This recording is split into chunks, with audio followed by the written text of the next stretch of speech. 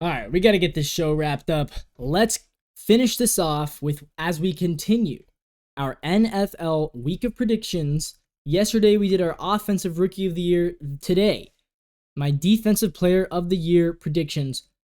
Top 6 candidates. Number 6, Micah Parsons. I know it feels low to have Micah Parsons at 6. I had to throw him in there. I do love Micah Parsons. I don't think he's ready to be the defensive player of the year yet. And I think he's a little bit overrated. Maybe that's because he plays for the Cowboys. Maybe that's because he was so good for the Cowboys and because their defense was so good for the Cowboys. But I don't think at 25 years old, I don't think he's ready to take that step and be the best defensive player in the NFL just yet. Now, he was great last year, don't get me wrong. He was great last year. Started all 17 games, 1 forced fumble, 2 pass defended, 14 sacks, a career high, 64 combined tackles, 36 solo tackles, 18 tackles for loss, and a career high 33 QB hits. He was really good, and I expect him to be really good. He gets a lot of pressure off the edge. He's like a kind of a flex between a linebacker and a defensive end, which is obviously, when you have a guy who can kind of do both, it's really impressive. It's really good. He's definitely the leader of that Cowboys defense. I don't think he's as good as these next 5 guys. Number 5, I'm going with Max Crosby of the Raiders. Max Crosby kind of always goes under the radar, and part of that is because he plays for the Raiders. 27 years old, though. He's in the prime of his career, and he is good. The dude is a freaking stud.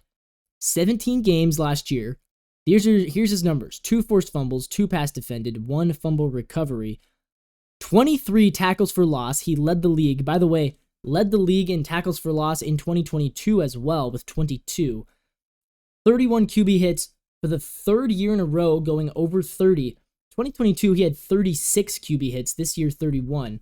90 combined tackles and 14.5 sacks.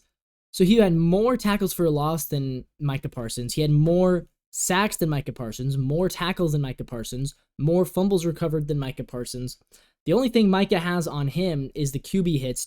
Micah had 2 more QB hits, but Max Crosby had 5 more the year prior. I think Max Crosby right now is still a better player than Micah Parsons is, just by a little bit, but I think he is. He changes the game when he is in for the Las Vegas Raiders, so he is my number 5. And at number 4, I have Chris Jones. Look, Chris Jones, the way that he affects the game for the Chiefs is unlike anybody else. He is so good. I think that other than Mahomes, I think he is their second best player. I've said that. I know people love to talk about Kelsey. People love to talk about, before he was gone, Tyreek Hill. I think Chris Jones is their second best player. I think that the way that he affects the game, he is the number 2 biggest reason why they have all these Super Bowls. He's so good, and he's good when it counts. Last season, 16 games started. You're noticing a trend here. 16 games started last season, 4 passes defended. He's an edge rusher. 4 passes defended. How about that? Didn't recover any fumbles last year. He did in each of the previous 2 seasons. 10.5 sacks, but he had 15.5 the year before. So I'm not really worried about that. The 3rd time he's been over 10 sacks, 30 combined tackles, 13 tackles for loss, 29 QB hits. He is so good. He's so devastatingly, it's just, he always gets you when it counts the most. He always gets you when the game's on the line. So he'll have these games where he doesn't do much for the first 3 quarters, and then all of a sudden in the 4th quarter, there he is. Chris Jones is number 4 for me. Coming in, though, at number 3.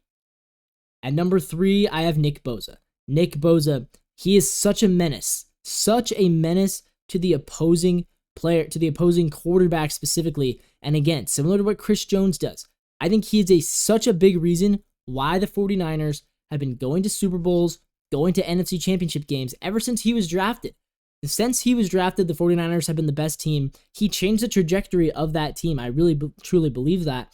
17 games last season, 4 passes defended, 2 tackles, 2 forced fumbles, 1 fumble recovery, 10.5 sacks. He had 18 and a half the year before. So last year was a down year, 10 and a half sacks in a down year, 53 combined tackles, 16 tackles for loss, 35 QB hits. He had, in 2022, guys, 48 quarterback hits. That is absolutely insane. Nick Bosa, he is a beast. He gets to the quarterback like nobody else, except for maybe like this guy, number 2, Myles Garrett. He won the Defensive Player of the Year last year. He absolutely deserved it. Myles Garrett, though, and I think if you know, you'll know who I have at number 1. But Myles Garrett, when he's healthy, he's so good. So good, so talented. He might miss some time, though, this year. He might miss the first couple games we're hearing, potentially. Hopefully not. 16 games started last year, so he only missed the 1 game. 3 passes defended, 4 forced fumbles, 1 fumble recovery, 14 sacks, 42 combined tackles, 17 tackles for loss, 30 QB hits, which is funny because none of those did he lead the league in, but he was so consistent at everything else. That he was able to still win Defensive Player of the Year. So he was very consistently about the 2nd or 3rd best in every category. I think he had a ton of pressures. They don't show pressures on NFL Pro Football Reference. I wish they did. But yeah, I mean, he is so good. He's so good. Myles Garrett, Superman, his nickname. But at number 1, the guy I think is the number 1 contender this year for Defensive Player of the Year, I have TJ Watt on the Steelers. I think when he's healthy, he's the best defensive player in the game. And I all respect to Myles Garrett. I love me some Myles Garrett. I think TJ Watt, when healthy, is better. Now, TJ Watt, that is the struggle for him, is staying on the field because he misses a lot of time. Last year he started all 17 games. Before that, 10, 15, 15. So he does miss time. I guess not as much as I thought. I was under the impression that he misses more time than he does. But TJ Watt last year, 8 passes defended, 4 forced fumbles, 3 fumbles recovered, and a touchdown. He led the league with 19 sacks, 19 tackles for loss, 36 QB hits. Honestly, just looking at those stats, I think I would have voted for him last year. Over Myles Garrett. Because he led the league in sacks. He had more QB hits, less tackles for loss, but more passes defended. I don't know. It's very close. I think TJ Watt is the better player, though. You look at 2022. In 2022, just 5.5 sacks in those 10 games started. But in 2021, 15 games started, 22.5 sacks, and he won Defensive Player of the Year back in 2021. I think he will win Defensive Player of the Year again this year. He is my pick. He is 30 years old. I think this will be his 2nd and last time he wins the award. But TJ Watt, yeah, he's a real game changer. He affects the game like nobody else.